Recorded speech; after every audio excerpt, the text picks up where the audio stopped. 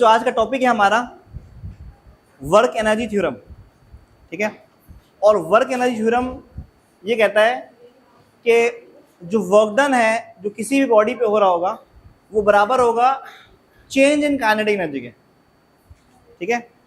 जैसे एग्जांपल एक बॉडी है, आप इसको फोर्स लगा रहे हैं तो ये फासला तय कर रहा है, इसका मतलब क्या कर रहा है, ये वर्क कर रहा है। फोर्स लगाया, फासला तय हुआ, मतलब वर्क हुआ। वर्क एनर्जी थ्योरम ये कह रहा है कि जो वर्क डन होगा वो इक्वल होगा चेंज इन काइनेटिक एनर्जी के। तो इसको हमने अभी क्या करना है, प्रूफ करना है, ठीक है। तो लिखा है it states that total work done is equal to change in kinetic energy. लेकिन एक चीज लिखी हुई है नोट के तौर पे, नोट के तौर पे ये बात लिखी हुई है, यहाँ पर आपको दिख रहा होगा, the object is moving horizontally. पहली बात, ऑब्जेक्ट ने मूव करना है कैसे, हॉरिजॉन्टली मूव करना है। और दूसरी बात यहाँ मेंशन है कि there is no friction force, यहाँ पर कोई फ्रिक्शन फोर्स नहीं है, कोई फोर्स लॉस नहीं हो रही, ठीक है। ये दो बातें आपने नोट के तौर पर रखना है कि अगर हम चाहते हैं कि वर्क एनर्जी थ्योरम सेटिस्फाई हो उसके लिए ये दो बातें होना जरूरी है, ठीक है। अब आगे बढ़ते हैं। आपको डायग्राम में दिख रहा होगा हम फोर्स लगा रहे हैं F, इस ऑब्जेक्ट की इनिशियल वेलोसिटी v1 है और फोर्स लगाने के बाद ऑब्जेक्ट ने फासला तय करना है s, डिस्टेंस तय करना है s, और ऑब्जेक्ट की जो वेलोसिटी है वो हो जाएगी v2। क्या हो जाएगी, v2, ठीक है। अब आपने एक्सप्लेनेशन में यही सी चीज को लिख दिया कि कंसीडर किया एक बॉडी है जिसका मास m है जो कि मूव कर रहा है इनिशियल वेलोसिटी v1 से, और जब ये फासला तय कर लेता है s, ठीक है, फोर्स लगाने पे जब ये फासला तय कर लेगा s तो क्या होगा, उसकी वेलोसिटी क्या हो जाएगी, v2 हो जाएगी। अब क्योंकि फोर्स लगा, फासला तय हुआ, मतलब वर्क हुआ ना, तो वर्क का फॉर्मूला होता है Fs cos थीटा। क्या होता है पता है आप सबको, वर्क का फॉर्मूला क्या बच्चों, Fs cos थीटा। अब आपको एक चीज पता है, क्या पता है आपको, कि जिस डायरेक्शन में फोर्स लगी है फासला भी उसी डायरेक्शन में तय हुआ है। Force and displacement are parallel, तो इसका मतलब एंगल हो गया 0 डिग्री। क्या हो गया बच्चों, थीटा क्या हो गया 0 डिग्री। आपको पता है cos 0 डिग्री किसके बराबर होता है, 1 के, तो W बराबर हो जाएगा Fs के, जो cos 0 1 है। इसको कह दिया equation number 1। Newton second law आप सबको पता है, F is equal to ma, ठीक है, लिख दिया। Again third equation of motion आपको पता है 2as बराबर है vf square minus vi square. बच्चों vf आपका v2 है क्योंकि ऑब्जेक्ट मूव कर रहा है, पहले उसकी वेलोसिटी v1 थी, बाद में v2 हो गई, मतलब फाइनल वेलोसिटी v1 हो गई, फाइनल वेलोसिटी v2 हो गई, और इनिशियल वेलोसिटी क्या है, v1 है, ठीक है। हमने यहाँ से 2 और a जो मल्टीप्लाई में था उसको इक्वल टू की तरफ भेजा तो क्या हो गया, डिवाइड हो गया। तो s बराबर हो गया v2 square minus v1 square, s बराबर हो गया v2 square minus v1 square divide by 2 है। तो ये दोनों वैल्यू जो f और s की वैल्यू है इसको कहाँ पुट करना है, इक्वेशन नंबर 1 में। तो हम इक्वेशन नंबर 1 कंटिन्यू करते हैं, w is equal to fs, और f की जगह m है, s की जगह v2 square minus v1 square upon 2 है, a से कैंसिल। अब क्या होगा, 2 डिवाइड पर आगे लिखेंगे तो क्या रहेगा, हाफ। 2 डिवाइड में आगे लिखा जाएगा हाफ, और m वैसे आ गया, और v2 square minus v1 square आ गया। हाफ m इससे मिला हुआ तो half m v2 square, half m इससे मिला हुआ हाफ m v1 स्क्वायर। ये बराबर है फाइनल काइनेटिक एनर्जी की, और ये बराबर है इनिशियल काइनेटिक एनर्जी के। और फाइनल काइनेटिक एनर्जी को हम इनिशियल काइनेटिक एनर्जी से माइनस करेंगे, क्या आएगा, चेंज इन काइनेटिक एनर्जी आएगा। तो आपके पास जो वर्क एनर्जी थ्योरम था वो सेटिस्फाई हो गया कि वर्क डन बराबर है चेंज इन काइनेटिक एनर्जी के, ठीक है। नया टॉपिक है हमारा law of conservation of energy को हमें क्या करना है, प्रूफ करना है। अब समझते हैं कि law of conservation of energy क्या होता है। तो law of conservation of energy ये होता है कि जो टोटल एनर्जी है वो हमेशा क्या रहेगी, कांस्टेंट रहेगी। और एक और स्टेटमेंट है law of conservation of energy की कि energy can neither be created nor be destroyed, but it can be converted into one form to another form, या in other words the total energy remains constant. तो हमें ये proof करना है कि total energy क्या है, कांस्टेंट है। तो हम करेंगे डेरिवेशन, ठीक है। सबसे पहले बच्चों डायग्राम नजर आ रही होगी आप लोगों को, ये पॉइंट P है जहां पर एक ऑब्जेक्ट रखा हुआ है जिसका मास क्या है, m, ठीक है। और हम चाहते हैं कि ये ऑब्जेक्ट फॉल करे from point P towards ground, ground को हमने कहा पॉइंट O, ठीक है। अगर ऑब्जेक्ट पॉइंट P पे है तो इसकी हाइट कितनी है बच्चों, h। अगर ऑब्जेक्ट पॉइंट P पे है तो इसकी हाइट क्या है, h। और हाइट पे जब भी ऑब्जेक्ट होगा तो उसकी वेलोसिटी 0 होगी। क्या होगी, वेलोसिटी 0 होगी, ठीक है। तो पहले इसको हम पॉइंट P वाली पोजीशन को हम पहले समझ लेते हैं, ठीक है। कि पॉइंट पी पे ऑब्जेक्ट के अंदर टोटल एनर्जी कितनी है, ठीक है। तो अब पहले हम पॉइंट पी के लिए वर्किंग करते हैं कि हमने कंसिडर किया कि एक ऑब्जेक्ट है बच्चों, consider an object of mass m is placed at point p which is at height h from the ground. कि हमने कंसिडर किया कि एक ऑब्जेक्ट जिसका मास m है जो कि प्लेस हुआ है पॉइंट p पे, और पॉइंट p जो है वो हाइट h के ऊपर मौजूद है, और कहां से, जमीन से। हाइट h जो है पॉइंट p की हाइट जो है वो h है, वो कहां से, जमीन से, ग्राउंड से।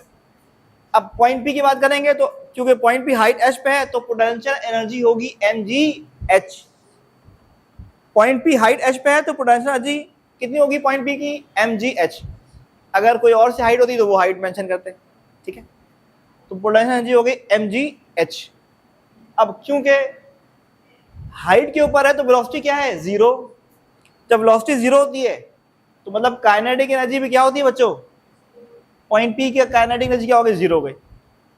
अब आपने लिखना है टोटल एनर्जी कितनी है इसमें, तो आपने क्या करना है, काइनेटिक एनर्जी को और पोटेंशियल एनर्जी को क्या कर देना बच्चों, ऐड कर देना है। तो पॉइंट पी की जो पोटेंशियल एनर्जी थी वो थी mgh और काइनेटिक एनर्जी थी जीरो, पुट कर दिया, जीरो प्लस mgh क्या आएगा, जीरो प्लस mgh आएगा mgh, ठीक है। ये बात समझ में आ गई आप लोगों को। अच्छा, अब हम बात करते हैं कि हम चाहते हैं इस ऑब्जेक्ट को पॉइंट पी से मूव करवा कर कहां ले जाए, पॉइंट ओ पे ले जाए, ग्राउंड पे ले जाए। तो इसके लिए हमने यहां पर लिखा है कि as the object is allowed to fall freely from point P to ground. हम चाहते हैं ऑब्जेक्ट को फॉल करवाएं फ्रीली। देखो जब वर्ड यूज है फ्रीली तो मतलब ग्रेविटी से, हम चाहते हैं इस ऑब्जेक्ट को पॉइंट पी से फॉल करवाएं और कहां तक ले जाए, ग्राउंड तक ले जाए, ठीक है। यहां से उठा के यहां ले जाए, खुद जाएगा, जैसे आपने छोड़ना है खुद नीचे आएगा।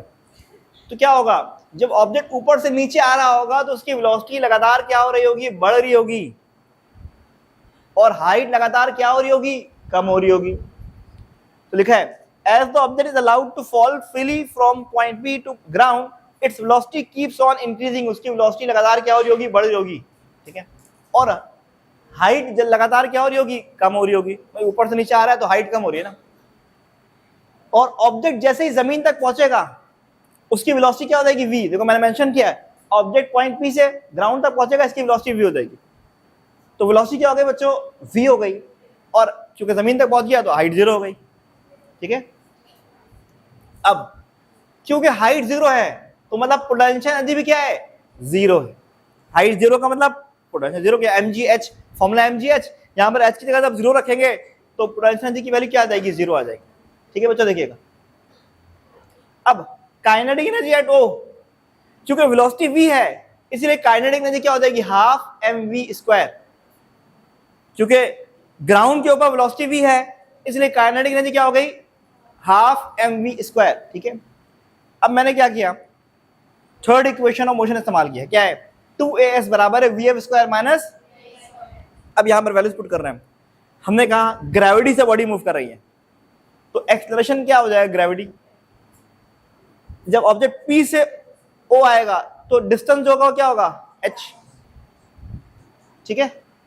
और ये इनिशियल वेलोसिटी है, p से o आ रहा है ना, तो ये इनिशियल वेलोसिटी और ये फाइनल वेलोसिटी है। तो इनिशियल वेलोसिटी जीरो है, लिखा हुआ है इनिशियल जीरो है और फाइनल वेलोसिटी क्या है बच्चों, v है, ठीक है। तो आपने वैल्यूज पुट करना है, 2 ऐसे आ गया, एक्सेलरेशन की जगह ग्रेविटी लिख दिया आपने, a की जगह g लिख दिया, s की जगह क्या लिख दिया, h, vf की जगह v लिख दिया और vi की जगह क्या लिख दिया, जीरो। तो 2gh बराबर हो गया किसके, v स्क्वायर के। तो v स्क्वायर किसके बराबर है बच्चों, 2gh। v स्क्वायर बराबर है किसके, 2gh, ठीक है। अब क्या करना है, काइनेटिक एनर्जी एट o लिखा, हाफ लिखा, m लिखा, और v स्क्वायर की जगह क्या लिखना है बच्चों, यहां पर v स्क्वायर की जगह आपने लिख दिया 2gh। तो क्या होगा, 2 से 2 क्या होगा, कैंसिल। तो काइनेटिक एनर्जी एट o क्या आएगा, mgh। अब आपने लिखा है टोटल एनर्जी एट o, क्या लिखा, टोटल एनर्जी एट o क्या होगा, काइनेटिक एनर्जी और पोटेंशियल एनर्जी का सम होगा। तो काइनेटिक एनर्जी की वैल्यू क्या आई है o पे, mgh, और पोटेंशियल एनर्जी क्या थी बच्चों o पे, जीरो, जीरो आ गई।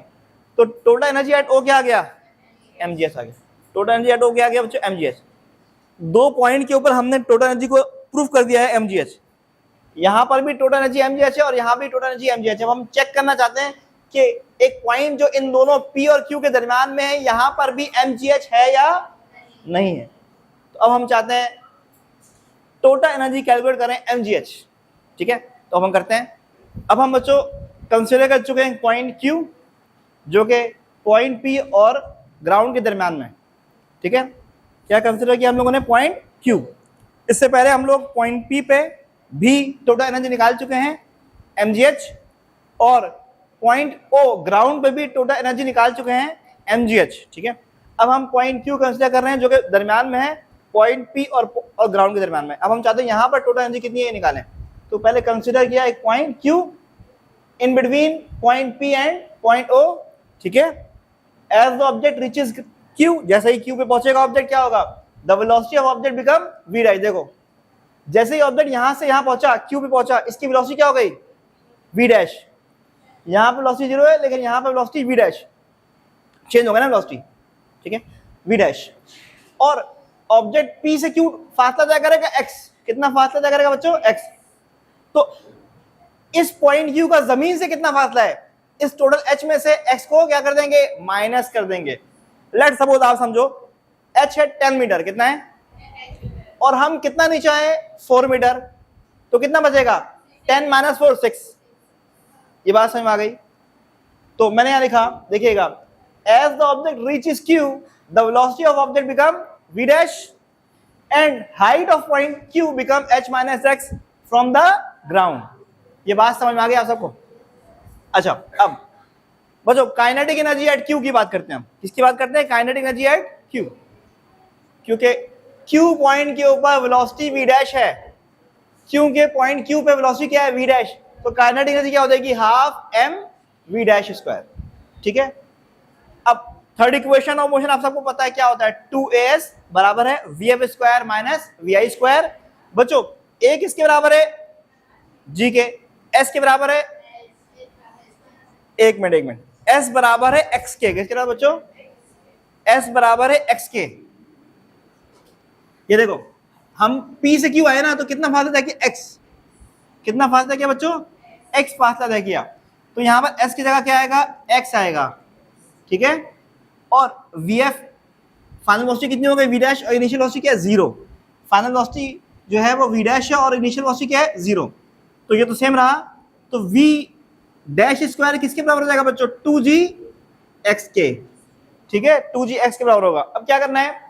काइनेटिक एनर्जी एट Q वैसे लिखेंगे, हाफ का वैसे लिखेंगे, m को वैसे लिखेंगे, सिर्फ v डैश स्क्वायर की जगह क्या लिखेंगे? 2gx लिखेंगे, ठीक है, 2gx लिखेंगे। तो यहां बचेगा mgx बचेगा, ठीक है। अब लिखेंगे पोटेंशियल एनर्जी एट Q। क्या लिखेंगे? Potential energy at Q। आपको पता है बच्चों Q पॉइंट की हाइट है h माइनस x, तो पोटेंशियल एनर्जी एट Q क्या होगा? mg h minus x। Height की जगह लिखेंगे क्या हम लोग? यहाँ पे हाइट h माइनस x, तो हम क्या लिखेंगे बच्चों?